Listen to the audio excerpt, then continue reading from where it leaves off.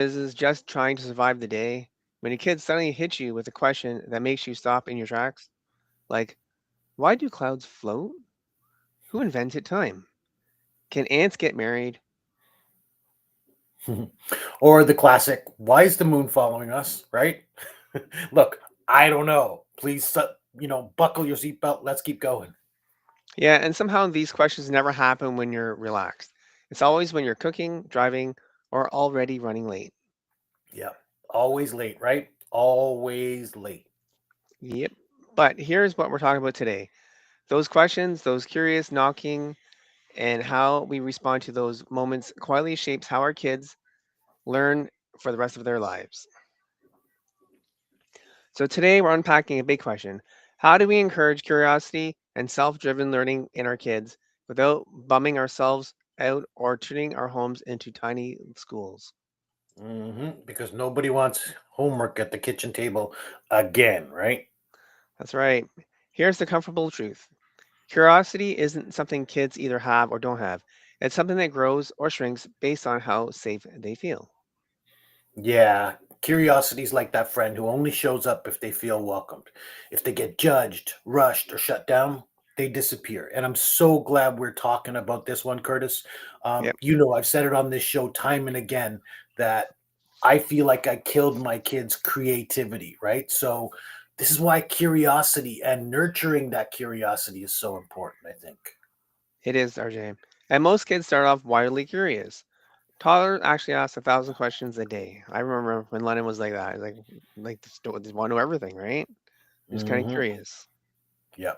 And my dad, I feel like I got this from my dad because I was curious. I used to ask a lot of Yeah, questions when I was a kid, and my dad kind of shut them down. Why do you ask so many questions? So there's why I think I did it with my kids, right? So I know that I harmed my kids, right? Because if they ask so many questions, they're intensely curious. If you shut it down all the time, somewhere along the lines, they're going to stop. yep, for sure. That's right. Not because they're not curious anymore, but because they've learned it's faster, safer, or easier just not to ask, right? Which kind hmm of sucks. So let's start something simple but powerful. Valuing questions more than answers.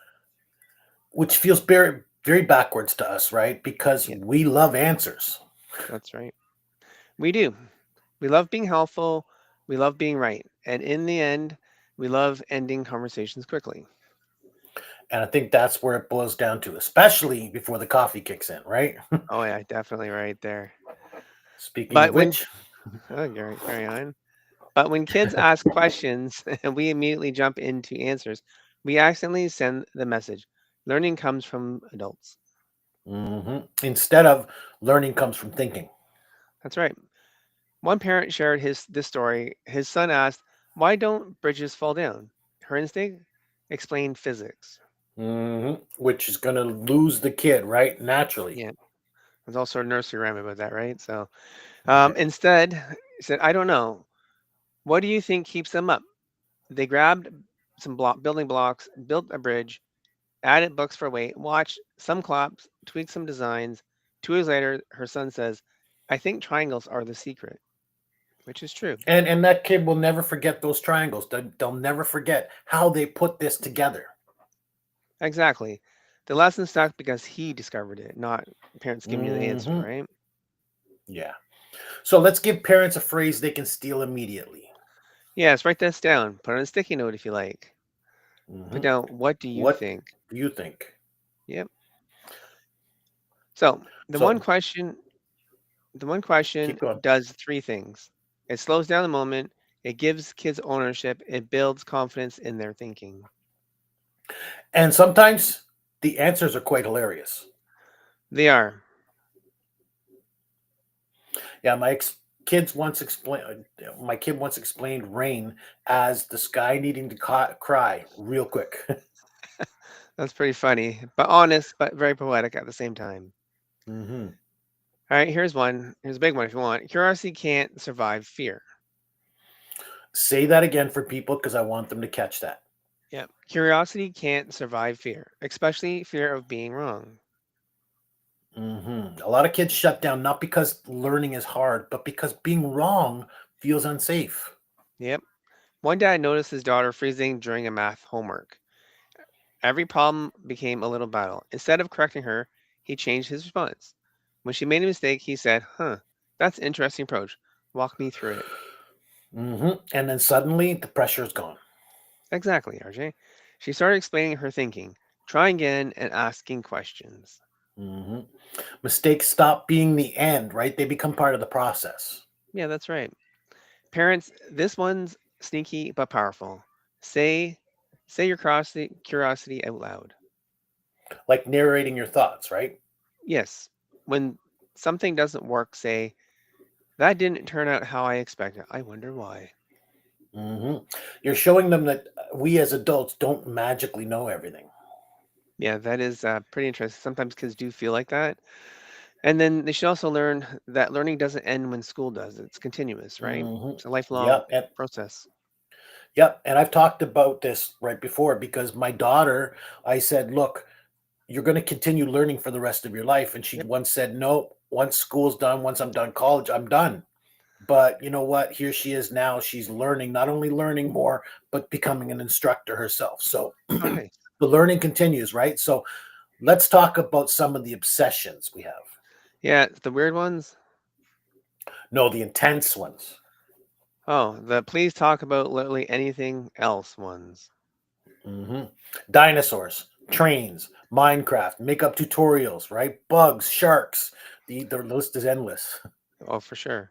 Here's the shift. Those aren't distractions from learning. They're doorways into it.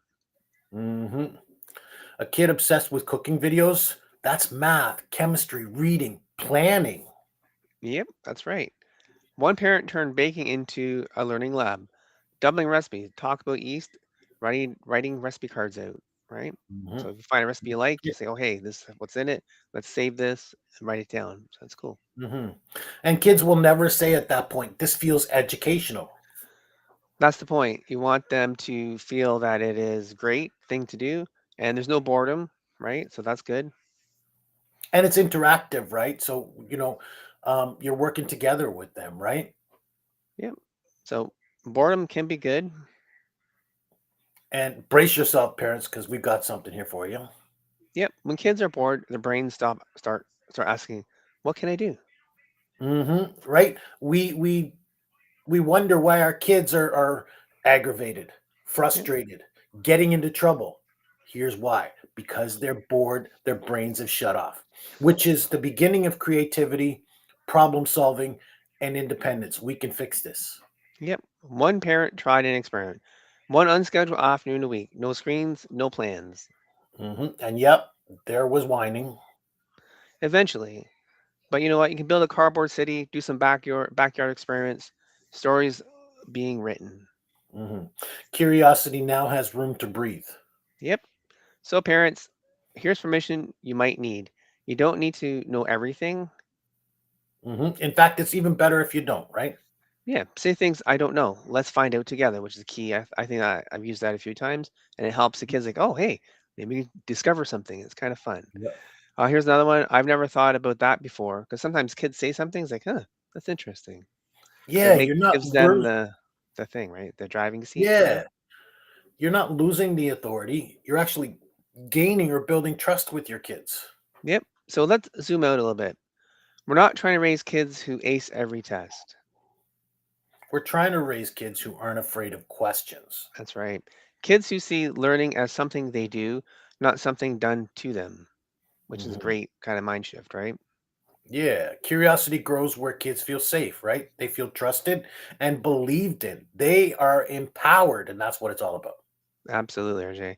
So let's if you have one thing to take away from today, let it be this. Curiosity doesn't need to be forced. No, it needs to be invited in. Yep. And parents, you are doing better than you think. Now go forth, young man, and survive the next why question. Yes, we're cheering you on. And thanks for listening. And if you're watching on YouTube, please like, subscribe, and ring the bell. And if you're on Facebook, leave a comment and let us know what you think about the show today. Don't forget to join us for more. Lots of powerful things coming up for the parent support circle. So Yep. see you next time.